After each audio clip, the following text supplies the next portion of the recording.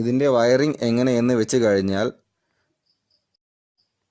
ഈ 3 പിൻ പ്ലഗിലേക്ക് ക്രോസായ വയറുകൾ കോർത്തെടുക്കുക.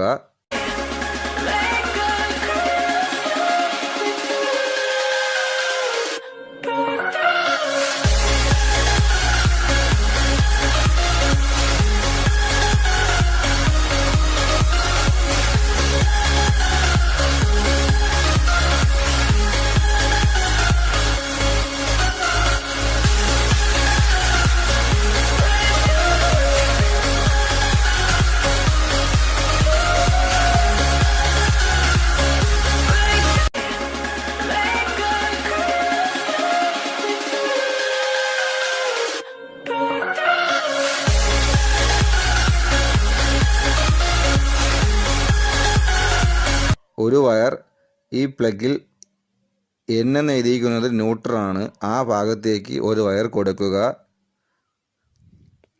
മറ്റേ വയർ സ്വിച്ചിൻ്റെ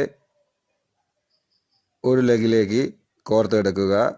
സ്വിച്ചിൻ്റെ മറ്റേ ലെഗിൽ നിന്നും മറ്റൊരു വയർ എടുത്ത് ഈ 3 പിൻ പ്ലഗിൻ്റെ L എന്ന് എഴുതിയിരിക്കുന്ന ഫേസിലേക്ക് കൊടുക്കുക. ഇത്രമാത്രം ചെയ്തു കഴിഞ്ഞാൽ ഇതിൻ്റെ വർക്ക് കംപ്ലീറ്റ് ആയി കഴിഞ്ഞു.